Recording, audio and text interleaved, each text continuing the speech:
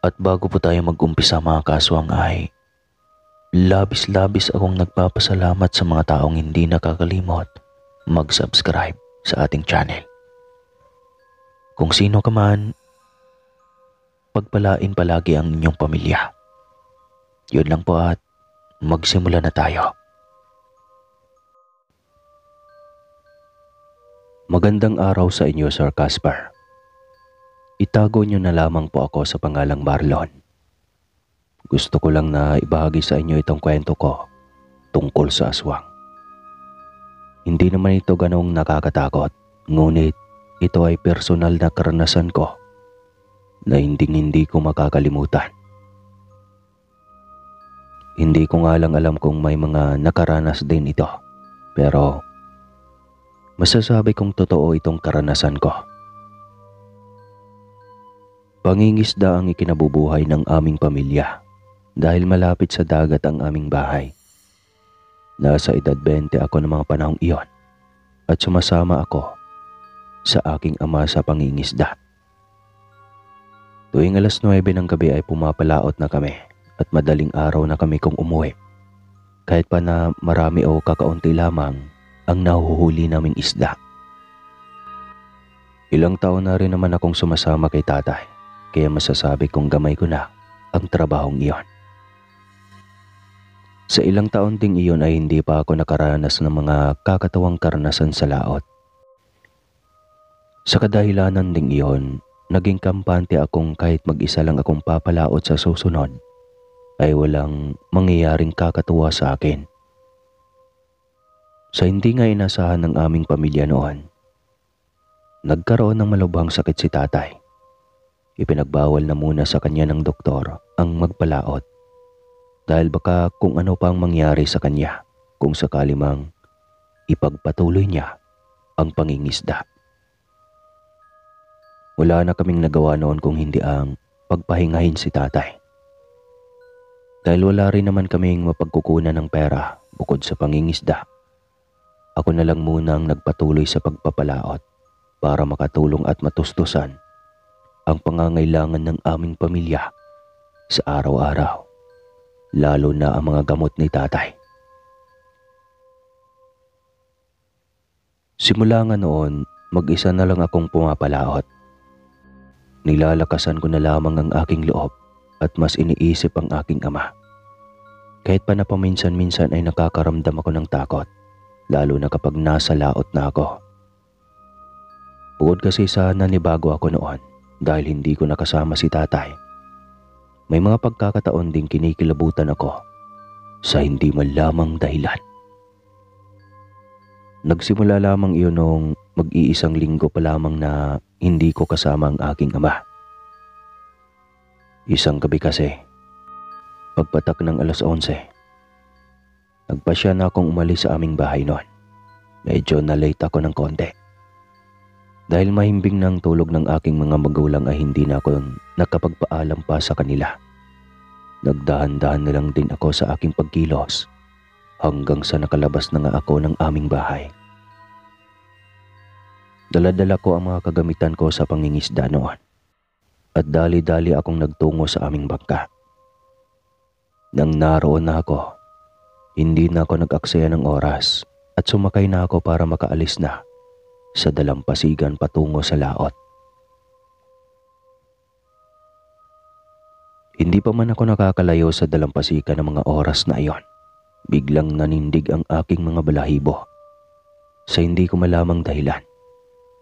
Pagkaramdam ko kasi noon ay may nagmamasid sa akin, ngunit sa kabila niyon, ipinagsawalang bahala ko na lamang iyon.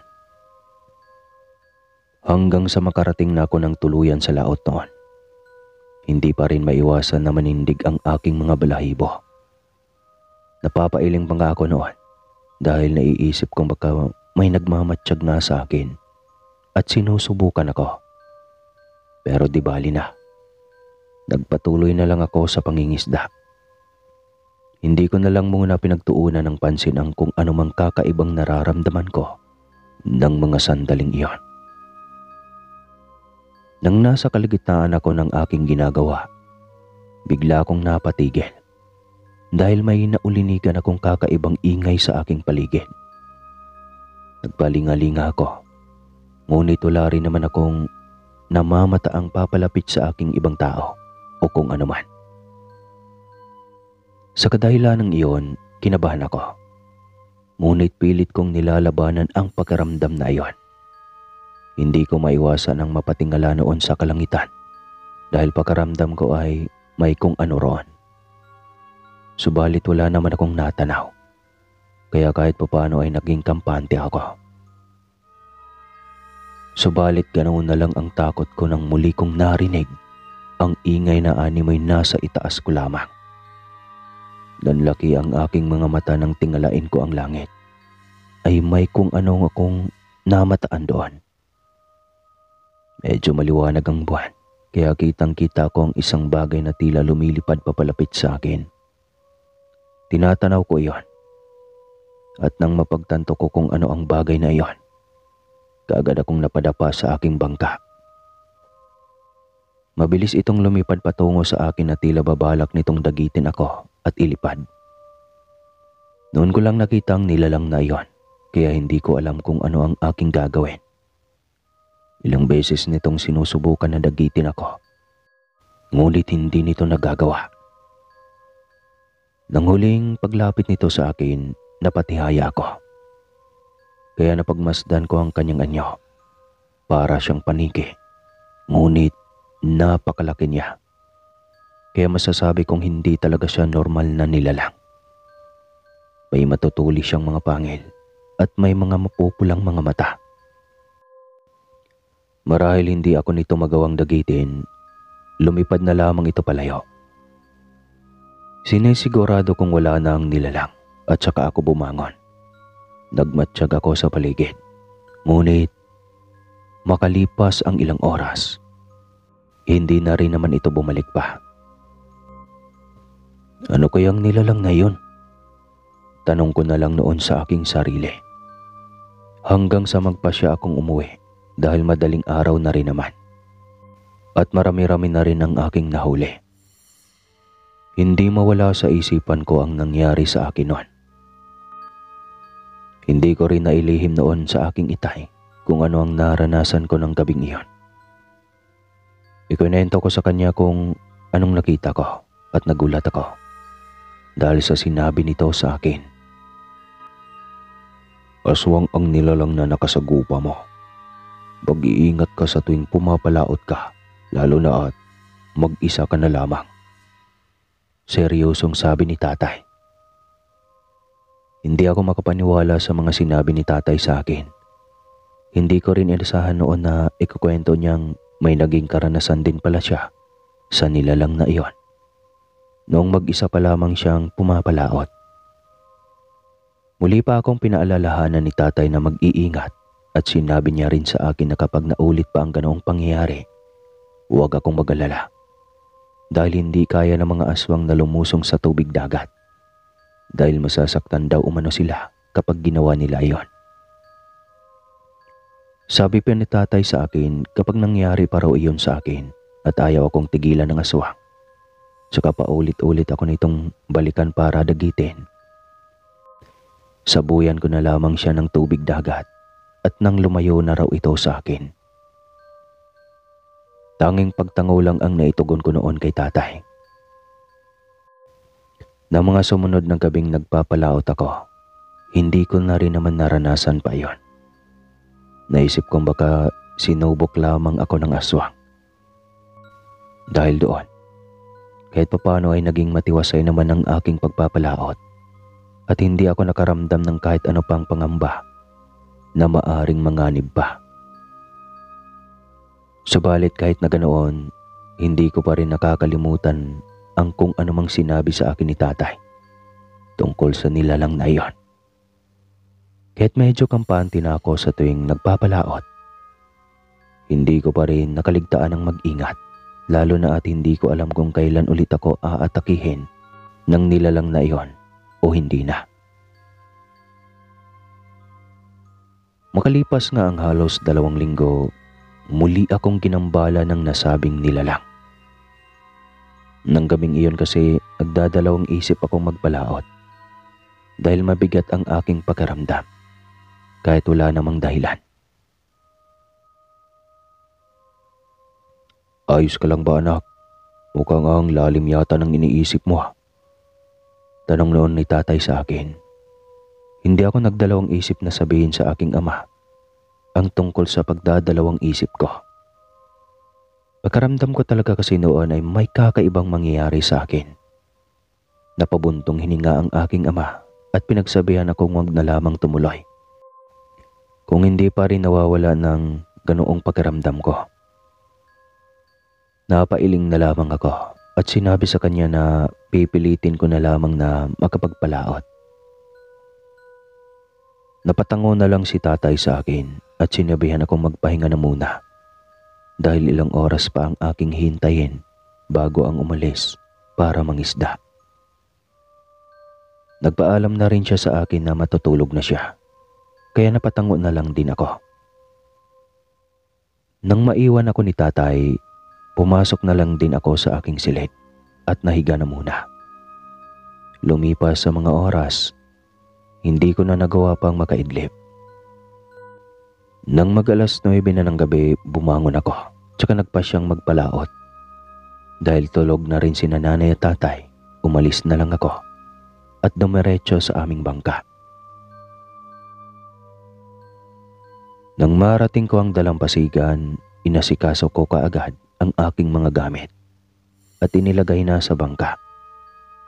Sumakay na rin ako at pumalaot na.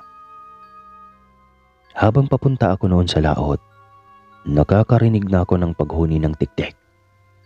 Mahina iyon, kaya nagmasid-masid na ako sa aking paligid dahil malapit lamang iyon sa akin.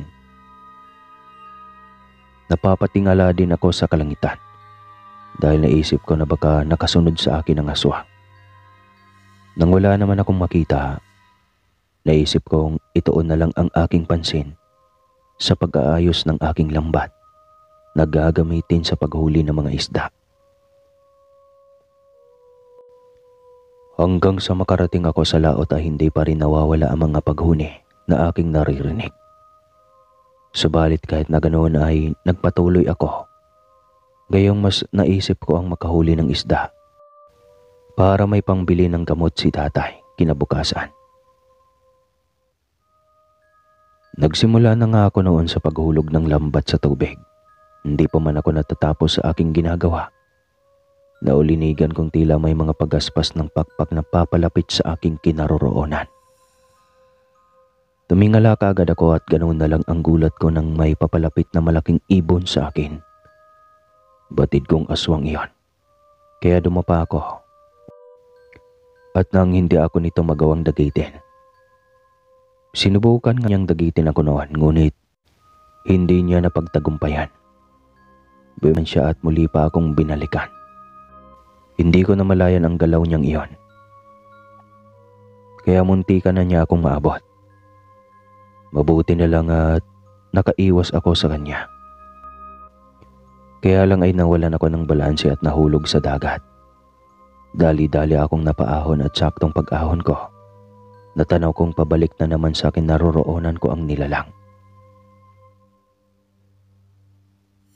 Napaisip ako kung ano ang aking gagawin hanggang sa naalala ko ang sinabi sa akin ni tatay tungkol sa posibleng kahinaan nito. Sa kadahilan ng iyon, nang papalapit na sa akin ang malaking ibon na parang paniki ang itsura, ay sinubukan kong sabuyan siya ng tubig dagat. Hindi niya marahil inasahan ang aking ginawa, kaya hindi kaagad siya nakaiwas at natamaan siya ng tubig. Napahiyaw na lang noon ang nilalang sa pagtama ng tubig dagat sa kanyang katawan.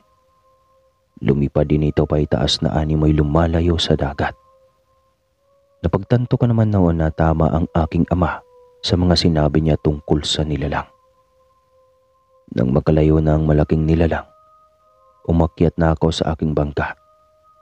Minatyagan ko na lang ang aking paligid dahil baka nasa paligid lamang ito at muli akong atakihin.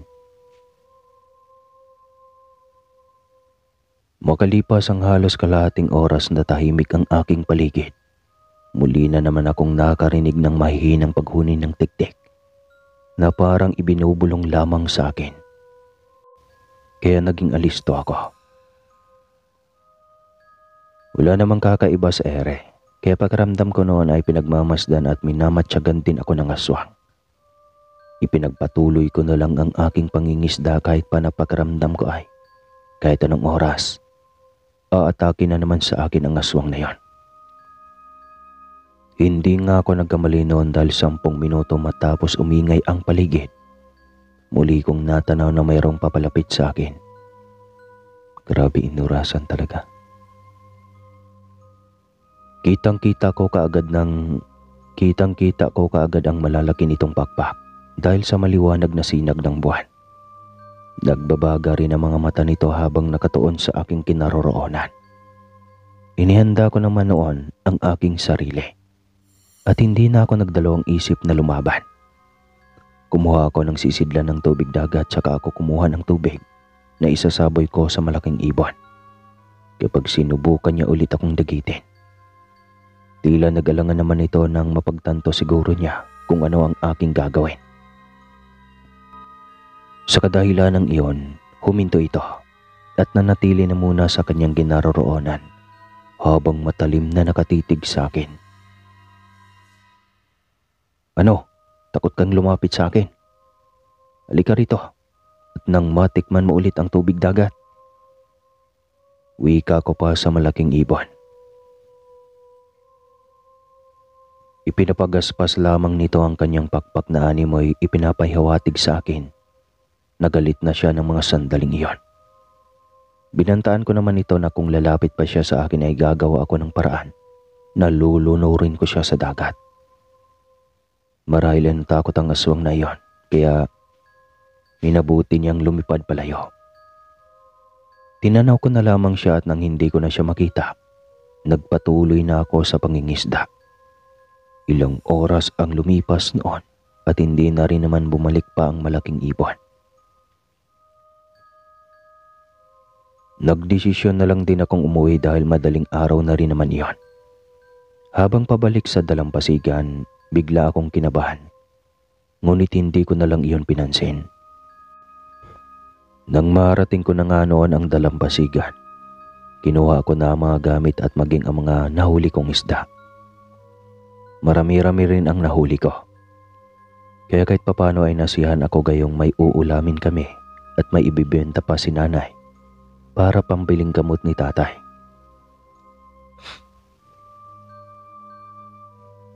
Nang paalis na sana ako noon sa dalampasigan upang maglakad pa uwi sa aming bahay, bigla akong kinutuban ng hindi maganda nang makarinig ako ng tila pagaspas ng mga pakpak. Napaisip akong baka sinundan ako ng aswang, kaya kaagad akong tumingala sa ere. Hindi nga ako nagkamali nung makita kong may papalapit sa kinaroroonan ko. Mabilis akong napatakbo nung mapagtanto kong iyon ang malaking ibon na gumagambala sa akin sa laot. Hindi na ako lumingon pa rito gayong batid kong papalapit din ang papalapit ito sa akin. Mas binilisan ko na lamang ang aking pagtakbo dahil malapit na lang din naman ang aming bahay. Subalit sa hindi inaasahan noon, bigla akong napadapa sa buhangin ng akmang dadagitin na niya ako. Mabuti na lang at naiwasan ko siya at hindi niya ako naabot. Dali-dali akong bumangon at nang makita kong pabalik siya sa kinaroroonan ko, mabilis ulit akong tumakbo. Mabuti na lang at hindi niya ako naabutan at nakarating ako sa aming bahay. Agad akong pumasok sa aming tirahan at isinarado ng mabuti ang aming pintuan. Hinahabol ko ang aking hininga ng mga sandaling iyon dahil sa mabilis na pagtibok ng aking puso at sa pagod dulot ng pagtakbo ko. Inilapag ko ang mga dala ko at napasilip sa labas ng aming bahay. Laking gulat ko noon nang lumapag ang malaking ibon sa labas at nakatingin pa sa direksyon namin na animoy binabantayan pa kung lalabas ako o hindi. Nang mapagtanto nito na hindi na ako lalabas, mabilis itong lumipad pa itaas hanggang sa nawala ito. Hindi ako makapaniwala noon sa mga naranasan ko dahil sa malaking ibon na iyon. Nagpasya na lang akong maligo at nagbihis upang makapagpahinga na rin. Kinaumagahan noon, nang magising ako ay naabutan ko si tatay na nagkakape. Sinabi naman niya sa akin na naglakaw si nanay ng nahuli kong isda, kaya sinumahan ko na lang siyang magkape. Hindi ko nailihim sa aking amang nangyaring iyon sa akin. Napamura siya at kahit paano ay nagpasalamat dahil nakauwi pa rin ako ng ligtas kahit na ilang beses akong sinubukan ng aswang na iyon. Ayon pa kay tatay, marahil ay natipuhan ako nito. Gayong mag-isa lang din ako sa laot, kaya binalik-balikan ako nito. Nagsuhestyo naman si tatay noon na wag na muna akong pumalaot kahit isang linggo lang. Ayaw ko man sana, ngunit sabi ni tatay mas maigi ng ligtas kaysa naman balikan ako ng aswang na iyon at manganib pa ang aking buhay. Wala na rin akong nagawa noon kung hindi ang wag na munang pumalaot. Naisipan ko namang humanap ng ibang trabaho hanggang sa makahanap ako sa bayan. Medyo malaki din naman ang sweldo ko kumpara sa makukuha ko kapag mangingisda ako. Kaya nanatili na lang muna ako sa pagtatrabaho sa bayan. Dahil na rin hindi nagamit ang aming bangka, pinarentahan na lang muna iyon ng aking ama sa mga kaibigan niyang nais din mangisda. Naging usap-usapan din noon ng ibang mga mangingisda sa aming baryo ang tungkol sa aswang sa laot. Sa tuwing nangingisda sila. Sa kadahilan ng iyon, ang iba sa kanila ay nagsama-sama na lang sa iisang bangka sa tuwing nais nilang mangisda at nang maiwasan din daw ang pang-aaswang sa kanila. Naging maganda naman noon ang aking trabaho at sigurado pang hindi ako mapapahamak dahil walang aswang na gumagambala sa akin. At hanggang dito na lang po ang kwentong ito, mga kaaswang. Maraming salamat po sa lahat ng nakikinig. Muli po, ako po si Marlon ng Philippines. Hello po, Sir Casper. Lando nga po pala ng Antique. Ibabahagi ko ang kwentong ito sa inyo, pero gusto ko lang ipauna na hindi ko kayo pipilitin na maniwala sa kwento. Kahit kasi ako ay hindi halos mapaniwalaan na naging karanasan ko ito. Nangyari ho ito noong bagong lipat lamang kami ng asawa kong si Magda sa Antique. Pareho kaming taga-kabilang lugar. Kinakailangan lang namin na lumipat dahil buntis ang asawa ko. Dito kasi sa kalapit lugar ay mas payapa ang simoy ng hangin kesa sa inalisan namin. Sa awa naman ng Diyos, naging matiwasay ang paglipat namin kahit pagsasaka lamang ang aking kinabubuhay. Umaasa kaming mag-asawa na maging masagana ang pagsasama namin dito sa Antique. At tila bagong buhay na ito sa amin pagkatapos ng maraming beses kaming umasa na kami ay magkaanak. Ito ang mga maaari mong ipananggalang sa tiktik. Nirigalo ko talaga ito sa inyo nang malaman kong buntis ang asawa mo. Tipid kong initian ang ninang ko. Ang ninang Almera ko ay siyang tiyahin ko rin. Kapatid siya ng namayapa kong tatay. Dahil din sa kanya kaya ko nakatuwaan na doon naman nirahan sa Antique. Huwag mong kaligtaan na itabihan sa asawa mo kada gabi bago siya matulog. Proteksyon niya iyan. Wala namang mawawala kung tayo ay maniniwala sa proteksyon. Dagdag na wika pa ng asawa ni Ninang Almera na si Tio Pio. Muli na lamang akong umiti kahit kasi ang misis kong si Magda ay hindi naman nagpapaniwala sa mga ganoon. May sarili siyang kwento tungkol sa mga kuro-kurong tiktik. Noon daw kabataan niya, habang pauwi siya ay may narinig siyang tunog na ang sabi ay tiktik. Binilisan daw niya ang lakad at papadilim na at matataas ang talahiban doon. Noong makarating naman daw siya sa bahay nila, namataan niyang lumabas sa talahiban yung sira ulo daw sa kanilang lugar.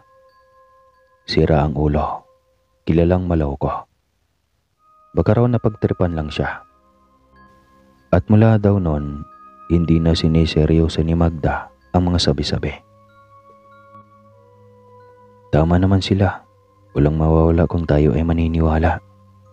Paalala kong sabi kay Magda.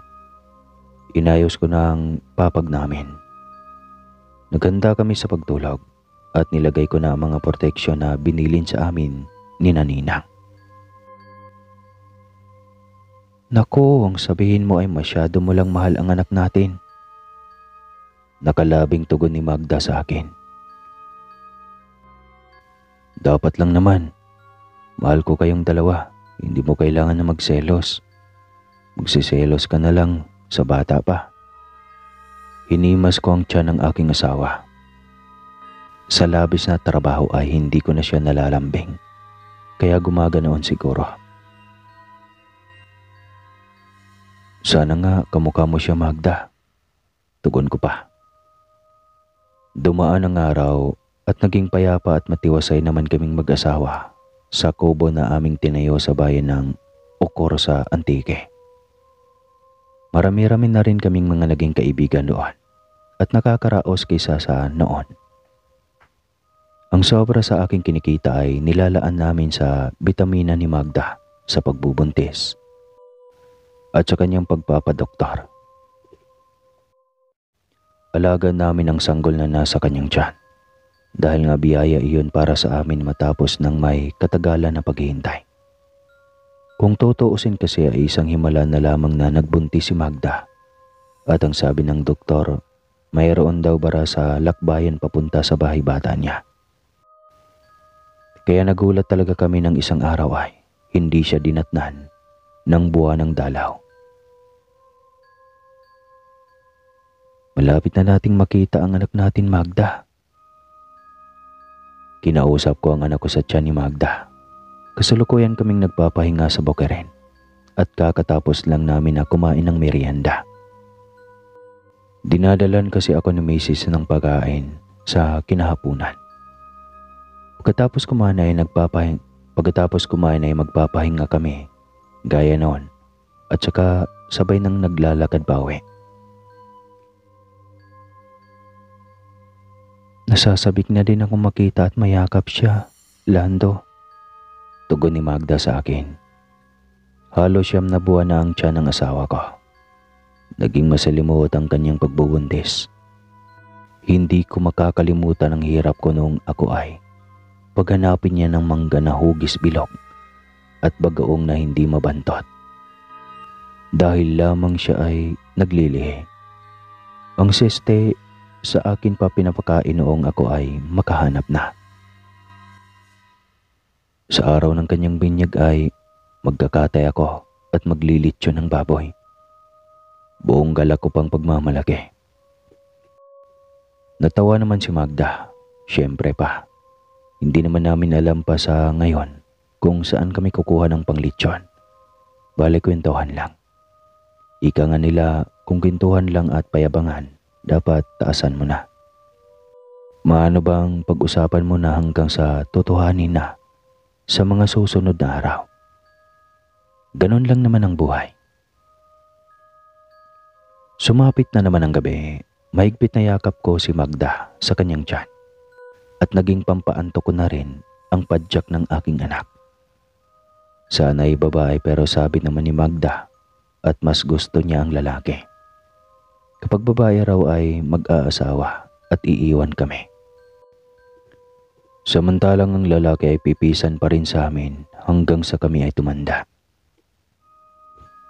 Nasa kasarapan kami na pag-uusap ng misis ko, kaya hindi ko na halos namalayan na nakatulog na pala ako.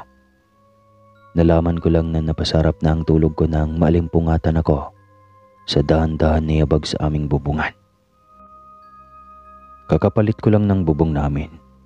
Ginawa ko yung yero dahil sa matinding bagyo na madalas tumatama sa Antique. Dahil sa yero, malinaw kong narinig ang marahan na kaluskos. Kung pusa o daga ang nasa bubong, bagay tila kay bigat naman yata para magising ako sa tunog. Nangunot ang noo ko at hindi na lamang sana papansinin kung hindi ko lang naalala ang mga sinabi ng ninang ang tungkol sa mga tiktik na yon. Hindi naman talaga ako naniniwala sa mga yon. Pero paano nga kung tunay at ngayon ay naroon na sa bubong namin? Walang pagdadalawang isip na bumangon ako. Maagap kong kinuha ang buntot pagi na isa sa habilin sa akin ni Ninang na huwag ipapawala sa malapit kong kami ay matutulog na ni Magda. Lumabas ako ng bahay dala ang buntot pagi. Tiningila ko ang bubunga namin. Umikot-ikot pa ako. Tila nakakaloko kasi na biglang naglaho ang kaninang tunog ng kaluskos. Naglaho ang kaluskos ngunit maya-maya lamang ay matinis na sigaw na ni Magda ang naulinigan ko. Magda, Magda, napapaano ka?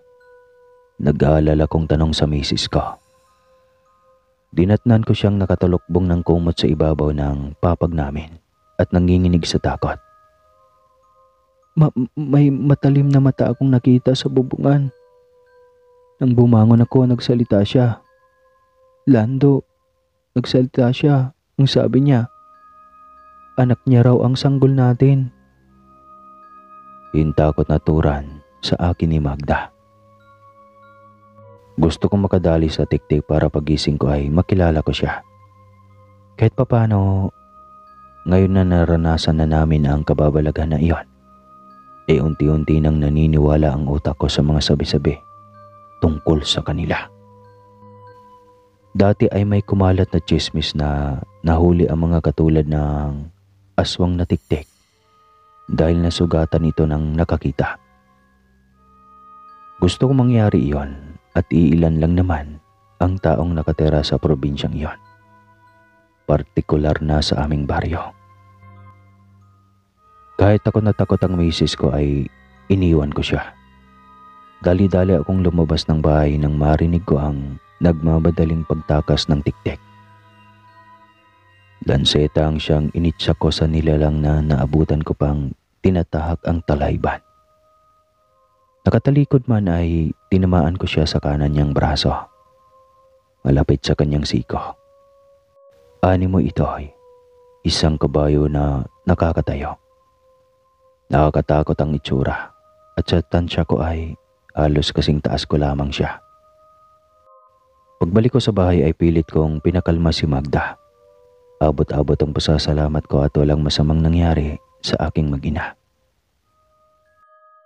Hindi ako umalis sa tabi ng asawa ko hanggat hindi siya muling nakatulog. Hindi rin ako natulog ng gabing iyon hanggat hindi pagising si Magda. Sa umaga naman ay hindi nagpaparamdam ang tiktik dahil alagad sila ng dilim. Dahil sa puyat at sa nangyari kagabi ay pinasya kong huwag na munang magsaka kinabukasan. Bukod doon ay nagpalibot ako ng bawang at asin sa paikot ang bahay namin, pati na rin sa bubungan. Kung masabihan man akong baliw o siraulo, wala na akong pakialam. Ang dating hindi naniniwala sa kung ano-ano ay heto. Siya mismong nakaranas at ang matindi ay inangkin pa ng kung anong nilalang na yon ang anak ko. Habang nasa ibabaw ako ng bubong ay iiling-iling ako sa amoy ng kung anong nilalang na yon. Kumapit sa bubong ng bahay, ultimo ang mantsa ng kanyang dumi sa paa at kamay siguro. Kanyang sanggol dahil kinakain niya yon. Kumunot ang noo ko habang ako ay nasa bubong at abala sa paglalagay ng asin at bawang. Biglang may nagsalita. Nang lumingon ako at hanapin ang kung sinong yon, ay namataan ko ang isang marusing na ali. Gula-gula nitong suot na bestida, marusing at magulo ang buhok. May hawak siyang pusang itim. Iyon ang kausap niya. Paborito niyang sanggol higit ang tulad ng mga sanggol na nagmula sa katas ng maligno. Sa inis ko ay binugaw siya. Nanlisik ko ang mata niya nang tingalain niya ako. "Hoy, dayuhan!" Anang matanda. Dinuro ako. Sinasabi ko lang ang naaamoy ko sa kubo. May buntis kang asawa, asin, at bawang ang pananggalang mo. Sigurado ka na ba talaga dyan? Isipin ko na sana na baka matino naman siya kahit marusing, pero bigla na lamang siyang humagikgik. Pagkatapos siyang tumawa na animoy bruha ay kinagulat ko ang ginawa niya. Pagsilid ng pusa sa bitbit niyang bayong. Gabi na naman. Imbis na ako ay matulog na katulad ng mga nakaraang gabi, matyaga kong inantabayanan ang kaluskos ng buwang. Kailangan kong maging alerto, lalo na at halos 1 linggo na lamang ay manganganak na si Magda. Pero tila alam ng tiktik kung kailan manganganak si Magda. 2 araw kasi bago ang tiyak na petsa na sinabi ng kumadrona sa amin na manganganak si Magda ay muli kong narinig ang kaluskos sa bubungan namin. Sa pagkakataon na iyon, bukod sa buntot pagi ay kumuha na rin ako ng itak. "Magda, gumising ka." Pasimple kong ginising ang misis ko at mas mainam na may wisyo siya kung sakali. Ibinilin din yun sa amin nila ninang. Wala pa naman kaming kasama ngayon at araw ng palaot ng tiyong. Kapag ganoon ay may palaot ang mga mangingisda roon. Ay naabot ng ilang araw bago ang pagbabalik sa bahay. "Diyos ko, totoo na, Lando?" Takot na sambit ng kakagising lang na si Magda. Ang tanong niya ay nasagot na muling ingay na aming narinig sa bubungan. Nakahanda kaming mag-asawa kung bakit nagkataon pa na si Magda lamang ang buntis sa lugar na iyon. Hindi ko na rin talaga alam ang iisipin. Pero alam ko lang, pagsubok lamang ito. Pagsubok na sana ay aming malagpasan nang walang nasasaktan. Dumating ang araw ng panganganak ni Magda. Hindi ko malaman kung ano ang mananaig sa akin, takot ba, kaba o pananabik. Kinukonsala na nga ako ng mga kapitbahay. Sinasabi nilang naroon sila at magbabantay. Yun naman ang kagandahan sa mga ganong kasimpleng lugar. Ang lahat ay may pagkakaisa. Dahil sa nangyari ay sila mismo ang pumaraon sa amin. Ang sabi na magbabantay nga habang naglilibor si Magda. Lahat naman ng babae ay dumadaan sa hirap at sakit bago mailuwal ang bata. Kapilang at tinapay ang handog ko sa mga kapatid. Nasa 10 kami roon sa labas na kubo kasama si Tiyong. Lahat ay nagkasundo na kape ang gawing alak at ang pulutan ay kwentuhan tungkol sa mga kakaibang nilalang. Kwento ko sa kanilang itsura ng tiktik. Pati na ang matandang marusing na halos nakalimutan ko na. Mula nga pala noon, hindi ko na nakita ang matandang babae. Kilala niyo ba? Usisa ko. Nabanggit ko na lang din naman. "Si Tandang Goring, naku, huwag mong intindihin yun. May sira sa ulo. Kumakain yun ng pusa. Bago niya kainin ng mga pusang kalye na pinupulot niya, sinasabi niyang anak niya ang mga iyon." Sabi naman ni Berteng. Halos kaidaran ko siya at kasing taas. Pareho rin kami halos ng lapad ng katawan. Siya ang bida-bida talaga sa lahat magmula nang makilala ko siya. Noong minsan nga ay siya ang bumida sa mga niluto ni Magda. Nabanggit iyon sa akin ng asawa ko pero hindi naman na naulit, kaya hindi ko na rin siya sinita. Kahit saan tignan ay mali ang ginagawa niyang pagpunta sa kubo namin nang wala ako roon. Buti na lamang at ang kusina namin ay sa labas ng bahay nakapwesto. May sira ang ulo nun. Pero lahat naman ng sinabi ay tunay. Patunay na rin ang itsura ng tiktik na nakita mo. Nasabi na ni Tandang Goring sa amin yon. Ganoon na ganoon niya inihalin tulad ang aswang na kumakain ng sanggol. Si Kulas naman ang nagsalita. Hindi ko alam kung ano ang nangyayari sa akin. Habang kausap ko ang mga kakilala ko sa lugar at kasamahan na magsasaka, bigla kong naalala na nasugatan ko ang aswang na tiktik. Bigla tuloy ay napansin kong magpaalam na iihi sandali. Imbis sa baryo namin ako magtungo ay pumaroon ako sa likod bahay. Ilang metro lang ang layo sa mga kasamahan ko't kapitbahay. Mula sa pag-ihi ay inisa-isa kong tignan kung mayroon sa kanila ang may sugat sa parte ng inasinta ko sa tiktik. Naroon na ako sa huling tatlo na sina Tiyong, Kulas at Berting nang bigla ay nawala ako sa focus.